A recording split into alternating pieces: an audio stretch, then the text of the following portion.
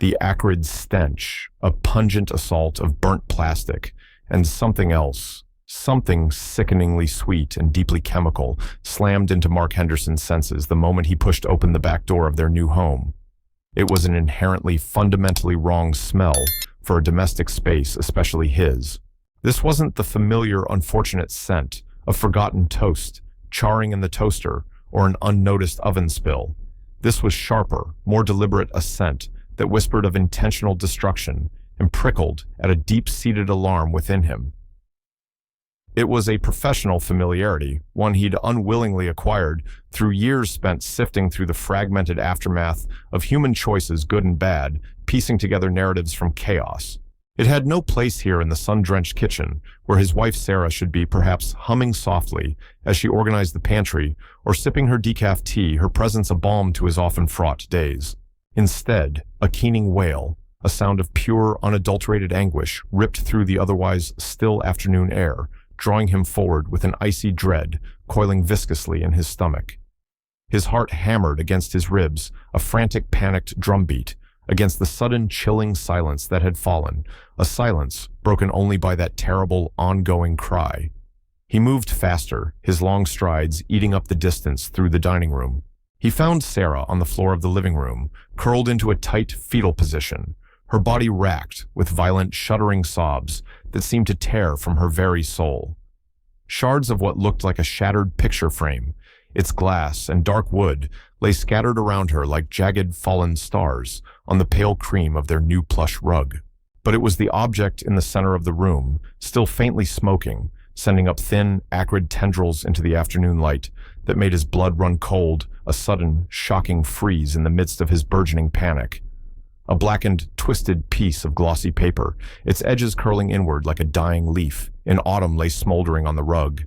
And standing over it, a grotesque, almost theatrical silhouette against the bright afternoon light, flooding through the large bay window, was Ms. Eleanor Albright from next door. In her gloved hand, she clutched a Bernzomatic blowtorch, its brass nozzle still faintly shimmering with residual heat, a harbinger of metallic threat. "No babies," Miss Albright shrieked, her voice a discordant, jarring alarm, sharp and brittle as shattering glass. "This is a peaceful community, a quiet community. No screaming infants, no tricycles littering the lawns, no endless piercing cries. I warned you, I gave you ample warning." Her eyes wide and unnervingly bright, almost feverish, fixed on Sarah's crumpled form, then flicked to Mark as he entered, a flicker of something. Surprise annoyance at being interrupted, crossing her pinched pale face before it settled back into a mask of righteous, unyielding fury.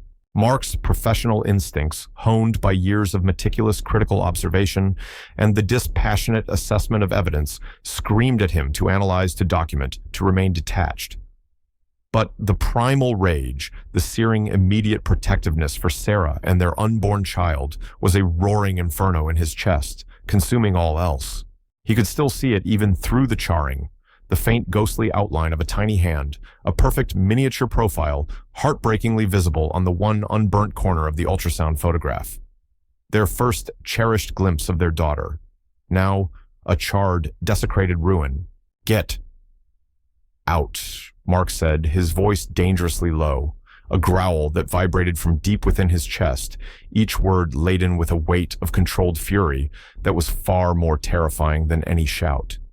He moved with deliberate speed, placing himself squarely between Miss Albright and Sarah, a solid, unmovable wall of sudden cold rage. Sarah's sobs hitched, morphing into a choked gasp, and she reached out a trembling hand towards him, her eyes wide, with a mixture of terror, disbelief, and a desperate, fragile hope. Ms. Albright actually scoffed, a short, sharp, dismissive sound. "I am merely upholding the community standards, Mr. Henderson. Something the Homeowners Association, despite its mandate, seems far too timid to, lenient to do effectively. This evidence of your impending violation," she gestured with the still menacing blowtorch towards the blackened, smoking remains of the photograph, "had to be dealt with, swiftly and decisively. The sheer, unmitigated gall of her, the casual, breathtaking cruelty, the absolute, unwavering conviction in her own twisted justification was staggering. He could faintly smell the butane, now a sharp chemical tang, mixing with the acrid char of burnt paper and synthetic rug fibers. He registered the small, definitively scorched circle on their new rug, a clear point of deliberate ignition, forced entry, assault with a dangerous instrument, destruction of property. The terms, clinical and precise from his other life, cataloged themselves automatically in a cordoned-off section of his mind, even as his hands clenched at his sides, aching to do something far less procedural, far more visceral. "Ms. Albright," he began again, forcing a preternatural calm. He didn't remotely feel his gaze locking onto hers, an unwavering intensity she seemed to finally register. "You are in my home uninvited. You have willfully destroyed my personal property. You have terrified my pregnant wife." Each word was a carefully placed stone, heavy and immutable. "You will leave my house now, or I will physically remove you." For a fleeting moment she looked as if she might argue further, her thin lips tightening into a bloodless line, her knuckles showing white where she gripped the blowtorch. Then perhaps something in his eyes, a glint of the unwavering laser-like focus he possessed when dealing with transgressions, a hint of the steel beneath his suburban demeanor, gave her pause. She gave another disdainful sniff, a small twitching movement of her nose, then slowly, reluctantly lowered the torch. She turned her posture ramrod straight and marched stiffly towards the front door, which now stood slightly ajar. He hadn't even noticed it was open upon his entry, his focus entirely on Sarah's cries. Forced entry seemed not just likely, but a certainty. "This isn't over," she called back, her voice echoing unnaturally in the sudden ringing emptiness of the hallway. "This neighborhood has rules. Standards must be maintained." The front door clicked shut, the sound disproportionately loud. Silence descended heavy and suffocating, broken only by Sarah's shuddering, heartbroken breaths. Mark rushed to her side, dropping to his knees on the rug, his own breath catching in his throat as he saw the full extent of her distress. Her face was ashen, streaked with tears and mascara, her hands pressed protectively, almost fiercely, against her swollen belly. "Mark," she whispered, her voice raw and hoarse. She just walked in. I was in the kitchen getting some water. She knocked, but before I could even answer, she just opened the back door and came in. Said she needed to talk to me urgently about the baby." Her words dissolved into renewed, racking sobs. Then she saw the ultrasound. It was on the mantelpiece, and she started screaming about peace and quiet, and then she pulled out that thing. He pulled her gently, carefully into his arms, holding her tight against him, rocking her, as if she were a small, terrified child. The acrid smell of smoke clung to her hair, her clothes. He could feel the violent tremors still running through her body. His own anger was a living thing, coiling and writhing in his gut, hot and furious, but he pushed it down, compartmentalizing with practiced ease. Sarah needed him calm. Sarah needed him to fix this, and he would. Oh, he most certainly would. Eleanor Albright had no earthly idea of the hornet's nest she had just kicked with such casual malice.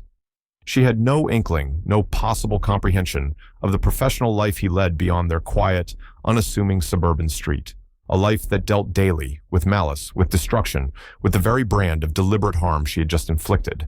Their move to Willow Creek Estates 6 months ago had been supposed to be a fresh start, a peaceful haven to raise their family.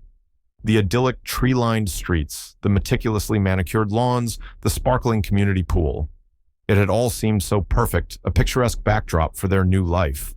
They'd bought the charming 2-story colonial with the big, welcoming backyard, already envisioning a swing, set a brightly colored sandbox, the scent of freshly cut grass mingling with the joyous, unrestrained shrieks of their child. Sarah had been ecstatic, meticulously planning the nursery, poring over paint swatches, picking out soft, gender-neutral yellows and greens, her happiness, a radiant, infectious glow that warmed every corner of their new home. Mark, too, had felt a profound sense of contentment settling over him. His work, often grim and emotionally demanding, involved piecing together complex narratives from scenes of chaos and loss, a relentless pursuit of understanding the why behind terrible events. This house, this life they were building together, was his sanctuary, his respite from that other world. They'd met Ms. Albright, Eleanor Albright, as she'd introduced herself with a firm, almost painfully strong handshake that belied her slender frame during their first week in the neighborhood. She lived in the identical colonial-style house next door, though its garden was starkly minimalist, almost aggressively, so a sharp contrast to the burgeoning floral exuberance Sarah was already cultivating. She was the HOA president, she'd informed them, her tone leaving no room for doubt as to the gravity of that position. Her welcome had been efficient rather than warm. She'd handed them a thick, professionally bound binder of bylaws and covenants, her gaze lingering for an unnervingly long moment on Sarah's barely perceptible baby bump, with an expression Mark couldn't quite decipher, at the time something that looked suspiciously like distaste, or perhaps a cold critical assessment. "We pride ourselves on maintaining a certain standard here in Willow Creek Estates," she'd said, her voice crisp and devoid of inflection. "Order, peace, and quiet are paramount. They are the cornerstones of our community. I trust you'll find it agreeable to your lifestyle." Sarah, ever polite and eager to make a good impression, had smiled warmly. "Oh yes, it's absolutely lovely, so peaceful, and we're so excited to be here. We're expecting, you see." She'd added, her hand instinctively going to her stomach. Ms. Albright's thin lips had thinned further, almost disappearing. "Indeed, children are certainly a presence." She'd then launched into a detailed, almost pedantic explanation of various rules and regulations, her voice a relentless, monotonous drone. They'd dismissed it at the time as a minor quirk, the overzealousness of a dedicated HOA president. Sarah had even commented later, trying to be charitable, "Well, at least she's thorough." Mark, however, had felt a small niggling unease. He'd noticed with a flicker of professional interest the starkness of Ms. Albright's own home. The tightly drawn blinds, the absence of any personal touches visible from the outside, the almost sterile precision of her lawn. He'd once seen through a gap in her curtains, a glimpse of an interior that seemed more like a showroom than a home impeccably ordered, but devoid of warmth. And one afternoon, while Sarah was at a prenatal yoga class, he'd been in their backyard and thought he saw tucked away behind a severe, aggressively pruned hedge in Miss Albright's otherwise barren yard, the faded red handle of what looked like a child's forgotten wagon, almost swallowed by untamed weeds. It was gone the next day, the weeds ruthlessly eradicated, the ground raked smooth. He'd filed it away as an oddity. The first real sign of trouble had come a few weeks later, over a vibrant crimson rose bush Sarah had planted near their mailbox. That particular cultivar, Rosa Crimson Glory, Ms. Albright, had announced, appearing suddenly at their property line as Sarah was watering it, is not on the Homeowners Association's approved planting list. Its thorns are considered a potential hazard, and the color is rather garish for the established neighborhood aesthetic. The inciting incident, as Mark later wryly termed it in his mind, was a formal typed letter printed on heavy bond paper bearing the official HOA letterhead slid discreetly under their front door. It was signed with a flourish by Eleanor Albright, President. It spoke in coldly bureaucratic terms of concerns regarding future potential disturbances to the established tranquility and the critical maintenance of a serene environment conducive to adult residents, ending with a pointed, almost threatening reminder: the HOA retains the full right to levy fines and enforce compliance with all community bylaws without exception. Sarah had been visibly distraught, the letter trembling in her hand. "She's talking about the baby, isn't she, Mark? Future potential disturbances. She means our baby." Mark, trying to de-escalate, had sought out Ms. Albright later that day. He found her meticulously pruning an already immaculate boxwood hedge with a pair of gleaming shears. "Ms. Albright," he'd begun, keeping his tone even regarding your recent letter. "When you refer to future potential disturbances, are you by any chance referring to our unborn child?" She hadn't flinched, her gaze unwavering as she paused her snipping. "Mr. Henderson, I am referring to any potential violation of our mutually agreed upon community standards. Babies, as you may or may not be aware from personal experience, are often, though not invariably, associated with significant and prolonged periods of noise, as well as various forms of environmental disruption." The rising action had begun subtly, then insidiously, before escalating with alarming speed. Ms. Albright seemed to be watching their house constantly. Sarah mentioned seeing her face at the window, a pale shadow behind the glass whenever she stepped out into the garden. She began to engage Sarah directly, particularly when Mark wasn't home, making pointed, cruel comments about the inevitable mess and noise babies bring about, the irresponsibility of bringing a child into such a finely tuned community. The first truly shocking escalation involved a baby shower gift. A beautiful hand-knitted blanket in soft yellows and greens sent by Sarah's aunt had been mistakenly delivered by a flustered courier to Ms. Albright's porch. Sarah, after realizing the error through the tracking information, had gone to retrieve it, only to find Ms. Albright claiming no such package had arrived. Later that evening, Sarah found the blanket stuffed aggressively into their own mailbox, damp-smelling faintly but unmistakably of bleach, with several deliberate vicious snags pulled in the delicate yarn. The second major incident involved Ms. Albright fabricating an emergency HOA directive to prevent them from planting a young maple tree in their front yard, a tree they'd chosen specifically to provide shade for the nursery window. She'd claimed with absolute authority that its root system would undermine the neighborhood's shared utilities, a claim Mark later discovered to be utterly baseless. Sarah had been devastated by these acts of petty, relentless malice. "She's trying to make us leave, isn't she?" She'd whispered to Mark one night, tears in her eyes. "She hates us. She hates the idea of our baby." And then came the blowtorch.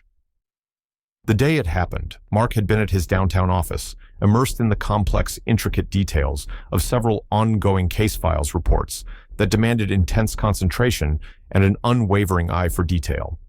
He'd called Sarah around lunchtime to say he'd likely be late, that a critical review session was running over. He remembered her voice, a little tired from the pregnancy perhaps, but cheerful, telling him about a new recipe she was trying for dinner. He'd told her he loved her to take it easy, never for a moment imagining the horror that was even then perhaps beginning to coalesce in their neighbor's mind, a horror that would shatter their afternoon. Now kneeling on the ruined rug beside his trembling wife, Mark carefully helped Sarah to the sofa, his arm firmly around her. "Are you hurt, Sarah? Did she touch you? Did she threaten you physically beyond this?" His voice was gentle, but his eyes were flinty. Sarah shook her head, her gaze still fixed on the smoldering remains of the photo. "No, she didn't touch me. She pushed past me when I answered the back door. I thought she was just going to talk to Yell again, but she went straight for the mantelpiece, straight for the picture." Her voice broke again. "I know, sweetheart. I know." He reached for his phone, his movements precise and economical. As he dialed 911, his eyes fell again on the scorched photograph, the image of their daughter so full of hope, now a symbol of hate. 911, what is your emergency? The operator's voice was calm, professional. "This is Mark Henderson." He said, his voice taking on a clipped, precise tone that Sarah had rarely heard the tone of someone utterly accustomed to taking control in critical situations, a voice that brooked no argument and radiated quiet authority. "I'm at 12 Willow Creek Lane. I need to report a breaking and entering, malicious destruction of property, and assault with a dangerous weapon. The perpetrator is Eleanor Albright, my next-door neighbor resident at 14 Willow Creek Lane. She has just left my premises approximately 2 minutes ago. My wife is pregnant and is in considerable distress due to the suspect's actions." He calmly described Miss Albright, the Burnzomatic blowtorch, and re-emphasized his wife's condition and the need for immediate medical assessment for shock. Sarah watched him, a flicker of surprise, even awe, in her tear-filled eyes at his authoritative, almost commanding demeanor. This was a Mark she barely knew. "Officers are being dispatched immediately, Mr. Henderson.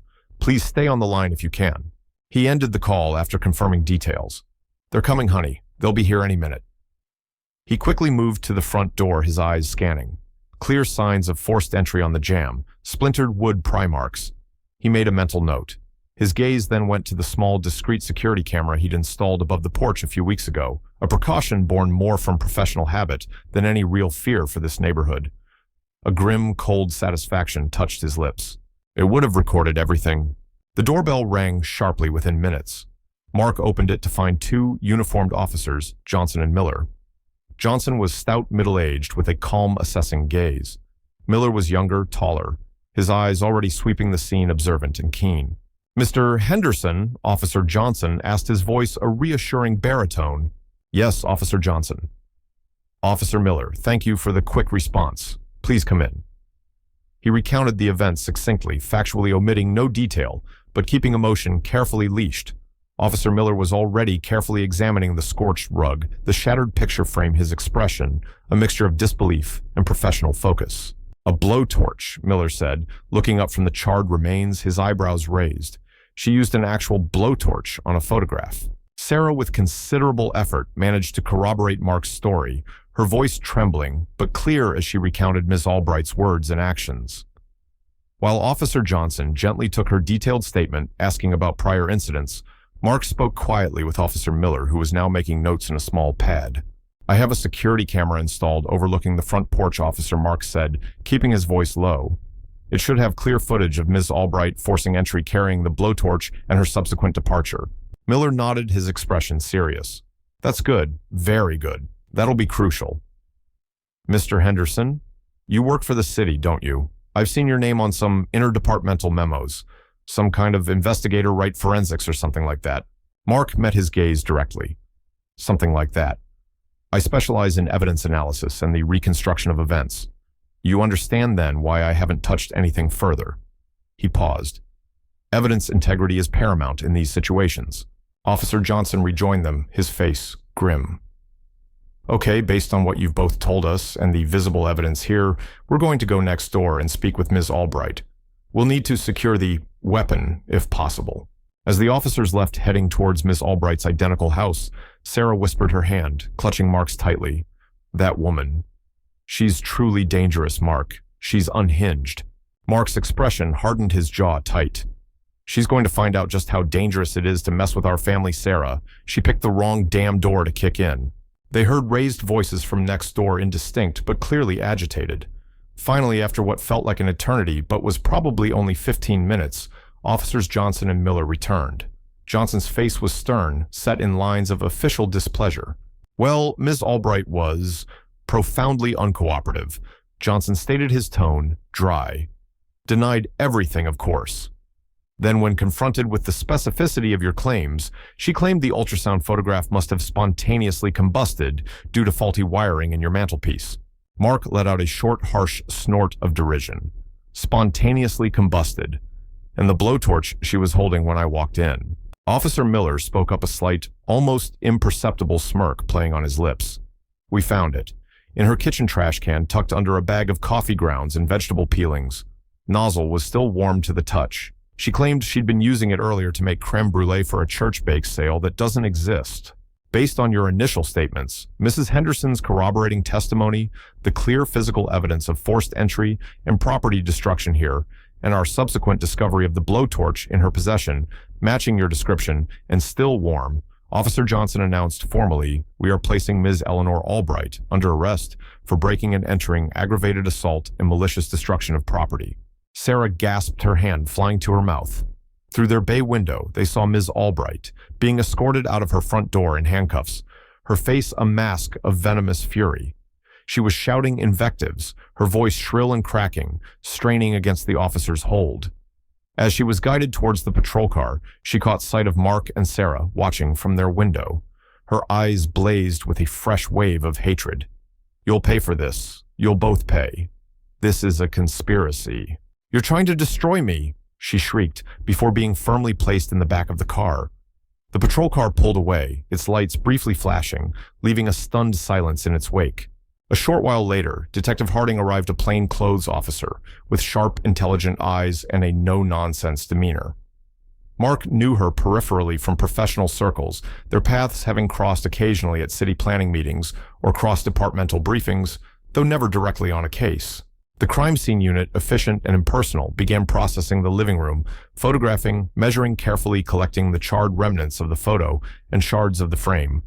Mark provided Detective Harding with access to the security camera footage. They watched it together on his laptop, Miss Albright struggling with the front door, then forcing it open with a crowbar she'd concealed in a gardening bag, the Burnsomatic blowtorch clearly visible in her other hand as she entered, then her hasty, furious exit minutes later.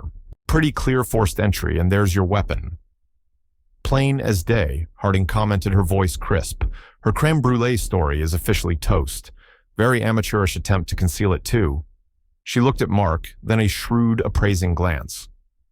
"You know, Henderson, for a civilian, you've handled this scene preservation remarkably well.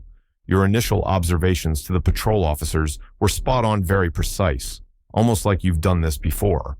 Officer Johnson, who had been conferring quietly with Miller in the hallway, and had been looking at Mark with a new, dawning attentiveness since Miller's earlier comment, stepped forward, a strange expression on his face.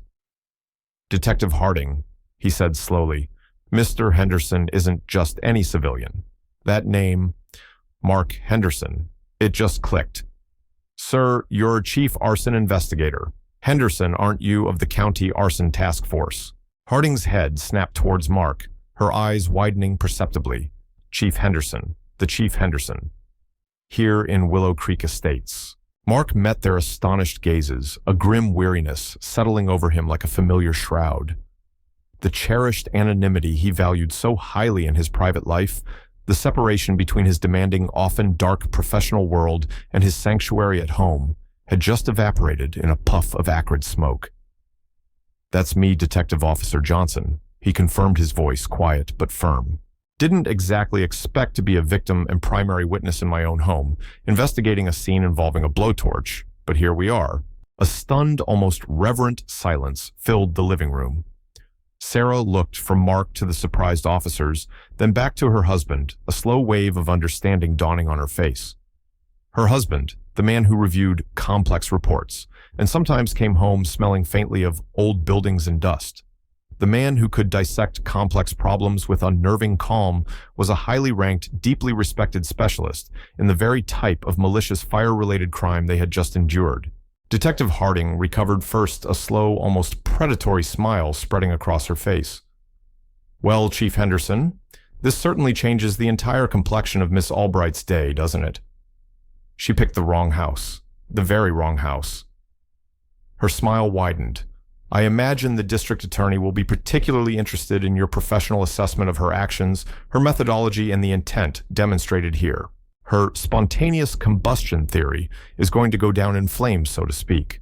News of Chief Arson Investigator Mark Henderson being the victim of a bizarre blowtorch attack by his HOA president neighbor spread like wildfire through the local precinct, and inevitably with alarming speed, to Miss Albright's newly retained lawyer, Arthur Jenkins, shortly after she was booked and processed. Jenkins, a slick, pugnacious defense attorney, initially confident he could paint this as a minor neighborhood squabble blown out of proportion, felt a cold, hard knot of dread form in his stomach. This wasn't some ambiguous he said, she said dispute anymore. This involved a highly credible expert witness, who was also the primary victim. Ms. Albright, released on bail a day later, was incandescent with fury upon learning who Mark Henderson really was. She felt not a shred of fear, but a renewed vindictive rage, instantly convinced that Mark was using his official position, his specialized knowledge, to orchestrate her downfall, to destroy her reputation, and her standing in the community she had so fiercely sought to control. The temporary restraining order that Mark and Sarah immediately obtained felt like a flimsy, inadequate shield to Sarah, who now jumped at every unexpected sound. Mark, his protective instincts on high alert, upgraded their home security system, significantly adding more cameras and motion sensors, but the psychological warfare from Albright's camp, orchestrated by Jenkins, had already begun. Jenkins, realizing the weakness of Albright's position on the facts, launched a vicious, preemptive media campaign. He didn't just paint Mark and Sarah as disruptive newcomers, upsetting the quiet harmony of Willow Creek. He now accused Mark specifically of abusing his official position of manufacturing evidence, subtly implying the blowtorch could have been planted, of orchestrating a personal vendetta against a dedicated, civic-minded volunteer community leader. Anonymous, unsubstantiated complaints against Mark, alleging abuse of power and ethics violations, were filed with his department and the city ethics board. Complaints that were so clumsily worded and timed that they were easily traceable back to Albright's known associates and her lawyer's aggressive tactics.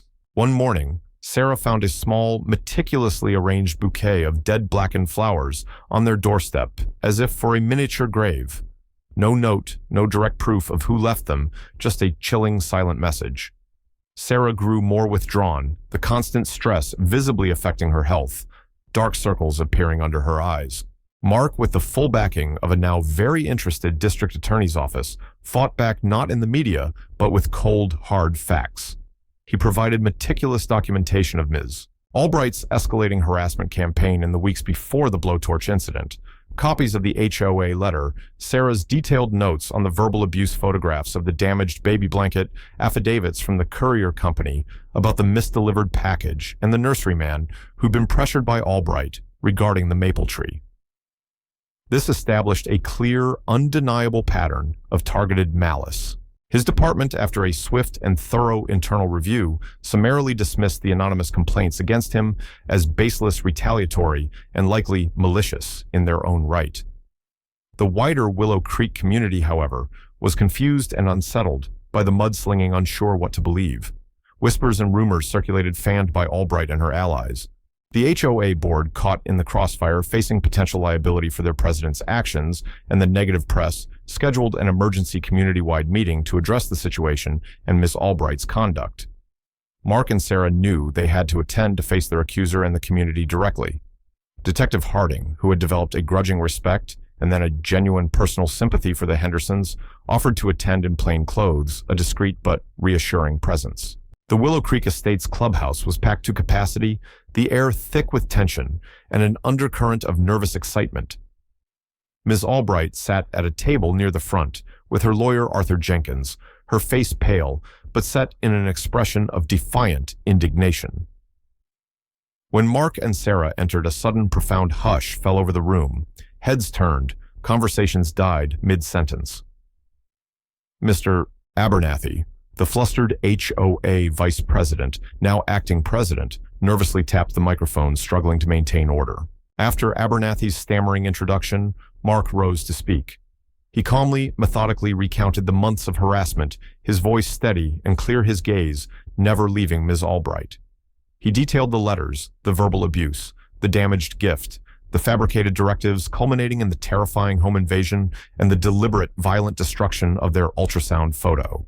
This was never about rules or community standards, he said, his voice resonating with quiet conviction, his eyes locking with Ms. Albright's. This was about targeted harassment. This was about hatred. Ms. Albright took it upon herself to try and terrorize us out of our home, to make our lives unbearable, simply because we were expecting a child. He paused, letting his words sink in. And as many of you now know, she did this apparently unaware that I have spent my entire professional career investigating crimes of malicious destruction, crimes precisely like those she committed in my living room, with a blowtorch. As Chief Arson Investigator for this county, I can assure you every piece of evidence in this case is irrefutable, and I will see justice served both for my family and for the safety of this community. Jenkins leaped to his feet, red-faced and sputtering. This is an outrage, an absolute abuse of power. He's openly admitting to using his official position to influence this entire situation, to prejudice this community against my client. This is a blatant conflict of interest. Suddenly, before Jenkins could continue his tirade, Ms. Albright shot to her feet, her carefully constructed composure shattering like fragile glass. Her face was contorted, her eyes blazing with a wild, almost feral light. He's lying. It's all lies. He's a corrupt official, twisting everything to destroy me. He set me up. He probably planted that blowtorch himself, just waiting for an opportunity. He's a monster, a firebug in a badge, getting his thrills from the flames. Her voice rose to a piercing shriek. She made a sudden convulsive move, not towards Mark, but sideways, as if to bolt from the room, a wild, cornered animal look in her eyes. Before she could take more than a stumbling step, Detective Harding, who had been positioned unobtrusively near the main exit, moved with quiet, decisive speed, smoothly blocking her path. Ms. Albright Harding said, her voice calm but firm, carrying the unmistakable weight of authority that cut through the uproar. I strongly suggest you sit down. You are not helping your case or yourself. Albright froze her chest, heaving her wild gaze, flicking from Harding to the shocked faces in the room. Then, slowly trembling, with a rage that seemed to consume her from within, she sank back into her chair, visibly defeated, a low growl still rumbling in her throat. A stunned, breathless silence followed her outburst. Then, from the back of the room, a frail elderly woman, Mrs. Gable, who lived on the far side of the commons and rarely attended HOA meetings, slowly, painstakingly stood up, leaning heavily on her polished wooden cane. Her voice when she spoke was soft, reedy with age, but it carried clearly in the profound hush that had fallen. Eleanor. She began, her gaze sad and compassionate, fixed directly on the trembling Ms. Albright. Oh, Eleanor, dear. I remember when you and Arthur first moved here so many years ago. You were so full of plans for the garden, so full of life. A collective, almost imperceptible intake of breath rippled through the room. And I remember your little David. The name hung in the air, heavy and poignant. Ms. Albright flinched as if struck.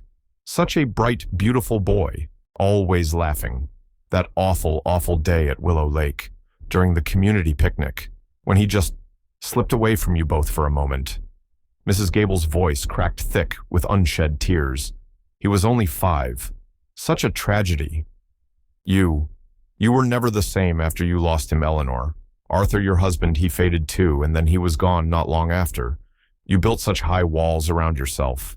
You wanted everything controlled, so meticulously ordered, so quiet. Mrs. Gable paused, dabbing at her eyes with a lace-trimmed handkerchief. Maybe you just couldn't bear the thought of other children's laughter, other children's joy when his was silenced so cruelly, so young. She took a shaky breath. It doesn't excuse what you did, dear. Nothing can excuse that terrible act.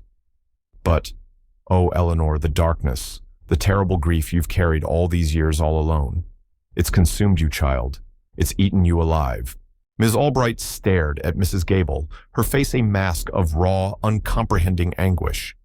The defiant fury, the righteous indignation, had momentarily vanished, stripped away to reveal a gaping, deep wound of grief, a sorrow so profound and long hidden, it was shocking to behold.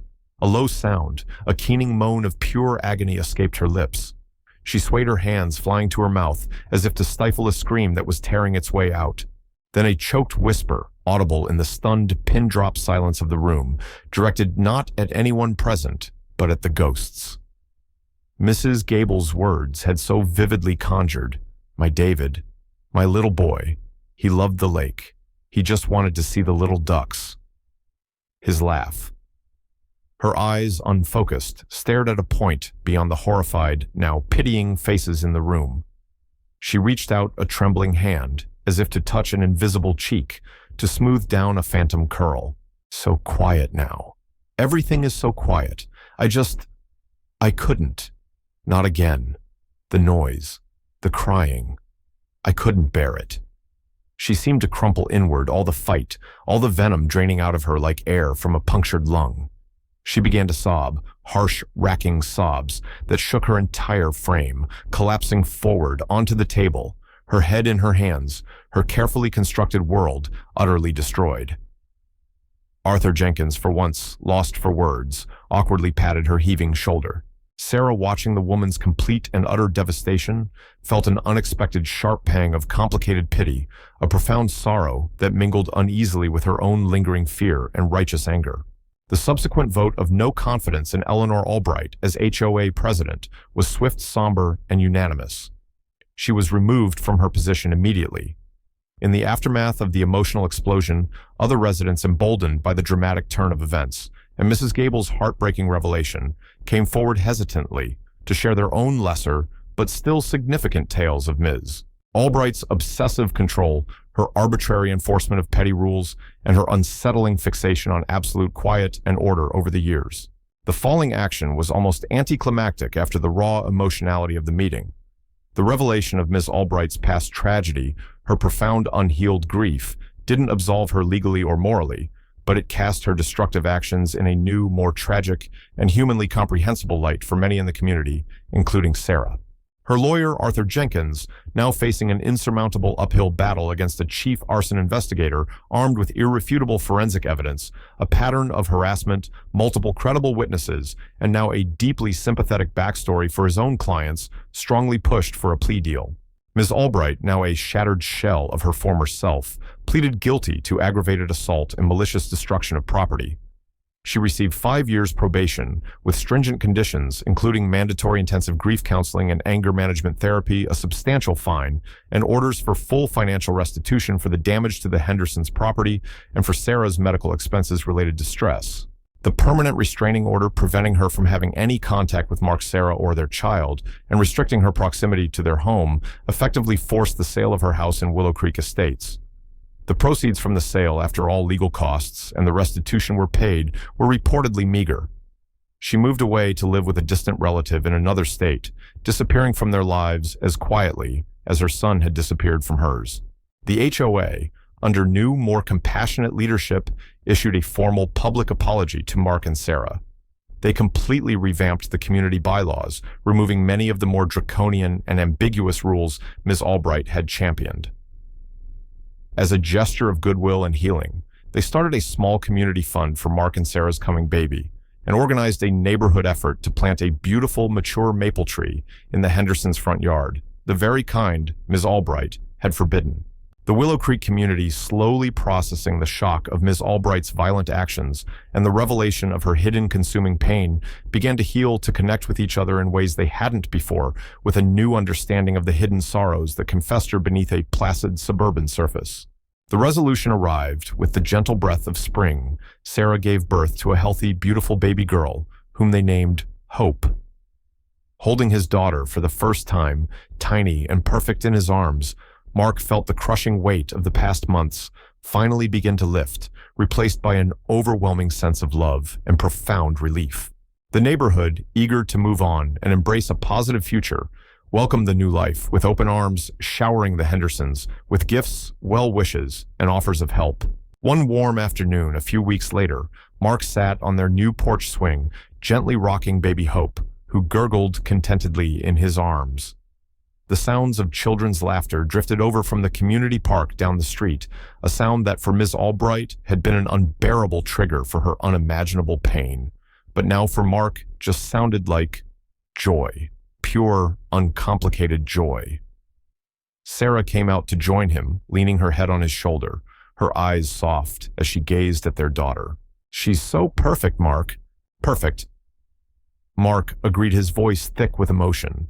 He thought of the charred ultrasound photograph, a symbol of such malice, then of Ms. Albright's venomous rage, and finally of Mrs. Gable's quiet, compassionate words that had unlocked a decades-old sorrow. The path to justice, to their peace, had been far more complicated, more fraught with unexpected sorrow than he could ever have anticipated. It served as a stark reminder that even in the deepest darkness of human cruelty, there are often even deeper unseen tragedies fueling the fire. They had weathered the storm, their small, resilient family, and their wider community, emerging into a peace that felt more profound for having been so fiercely fought for, and perhaps more compassionate for having gained a glimpse, however painful, into the tangled, desperate roots of a neighbor's destructive despair. The fight had been about protecting their future, their hopes, their child, but it had also unexpectedly unearthed a long-buried past, leaving a faint, lingering echo of sadness amidst the hard-won, precious relief.